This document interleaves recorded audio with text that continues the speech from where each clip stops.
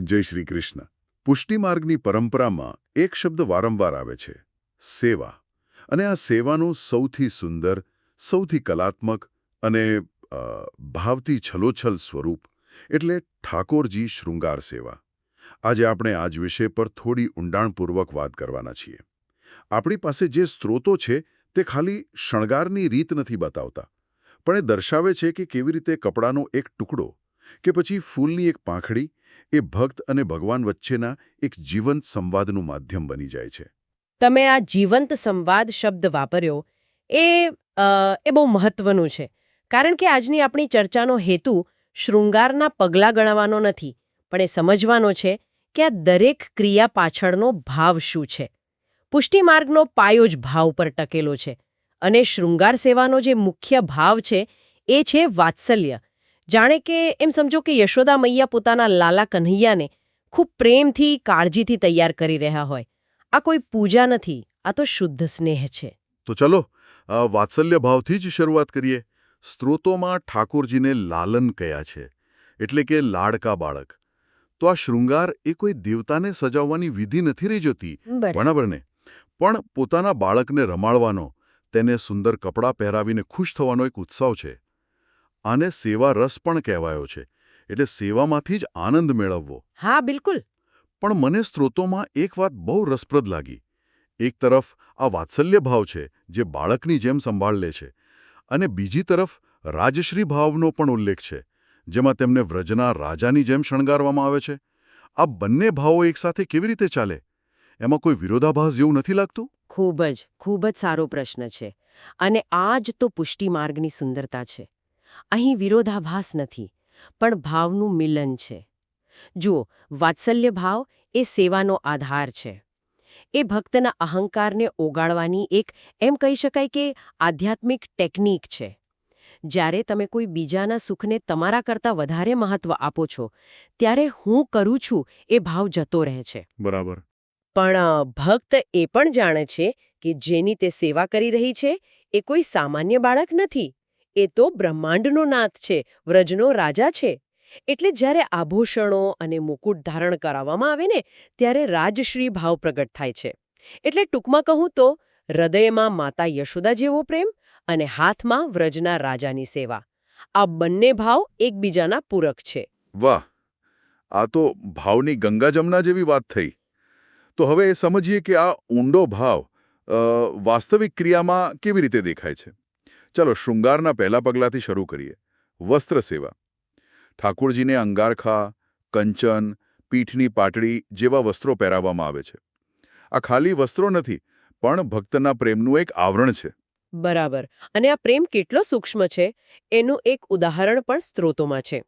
વસ્ત્ર પહેરાવતી વખતે એક નિયમનું ખાસ પાલન થાય છે કે ઠાકોરજીનું કોઈ અંગ ખુલ્લું ન રહે. ઓહ, એમ? આ પાછળ બે ભાવ છે. પહેલો, વાત્સલ્યનો. જેમ માતા પોતાના બાળકને ઠંડી ન લાગે કે કોઈની નજર ન લાગે એ માટે સાચવે. અને બીજો, એક ગહન આધ્યાત્મિક ભાવ પણ છે. તે ઠાકોરજીના દિવ્ય સ્વરૂપને સામાન્ય દ્રષ્ટિથી, એમ કહીએ કે, બચાવવાનો ભાવ છે, જે તેને વધુ પવિત્ર બનાવે છે. દરેક અંગને ઢાંકવાની ક્રિયા એ તેમના સ્વરૂપ પ્રત્યેનો આદર છે. અને આ કાળજી ખાલી એટલીથી નથી અટકતી. મને જાણીને ખૂબ નવાઈ લાગી કે ઋતુ પ્રમાણે પણ વસ્ત્રો બદલાય છે. આ કોઈ મૂર્તિ પૂજા જેવું નથી. આ તો એક જીવંત વ્યક્તિ સાથેનો સંબંધ છે. બિલકુલ. આ જ તો જીવંત સ્વરૂપની સેવાનો અર્થ છે. સ્ત્રોતો સ્પષ્ટપણે કહે છે કે શિશિર ઋતુમાં, એટલે કે શિયાળામાં, જ્યારે ઠંડી વધુ હોય, ત્યારે ઠાકોરજીને ગરમ, ઊનના, ભારે બ્રુકેડ અને મખમલ જેવા વસ્ત્રો પહેરાવાય છે. રૂનું બનાવેલું ડગલું પણ ઓઢાડવામાં આવે, જેથી ઠંડી ના લાગે. અને ઉનાળામાં? એ જ રીતે ઉનાળાની ગરમીમાં સૂતરાઓ, મલમલ, જામદાની જેવા હળવા અને ઠંડક આપતા વસ્ત્રો હોય છે.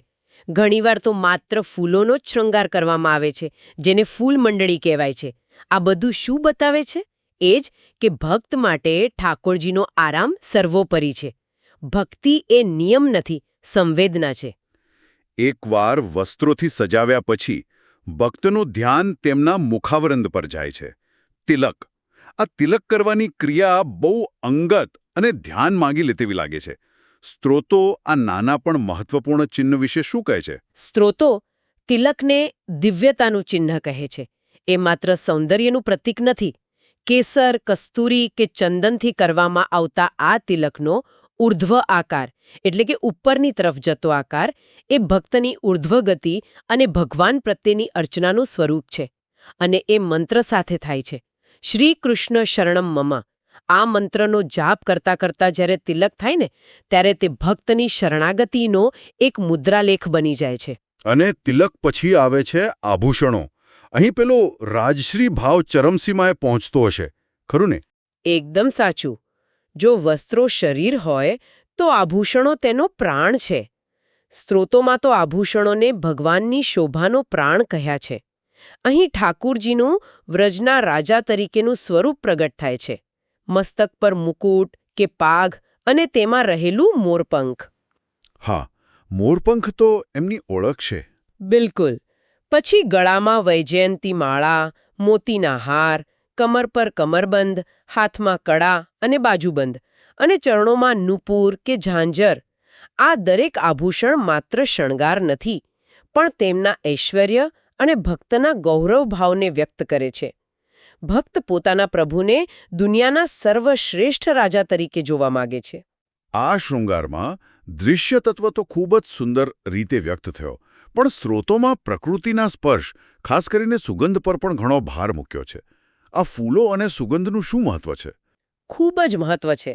ફૂલો તાજગી, કોમળતા અને આનંદનું જીવંત પ્રતીક છે. મોગરો, મામડી, ચમેલી, ગુલાબ, કમળ આવા સુગંધિત ફૂલોનો ઉપયોગ પાઘ, ગજરા, વેણી અને સુંદર હાર બનાવવામાં થાય છે. ગ્રીષ્મ ઋતુમાં તો ખાસ કરીને ફૂલોનો શૃંગાર આંખો અને મન બંનેને શીતળતા આપે છે.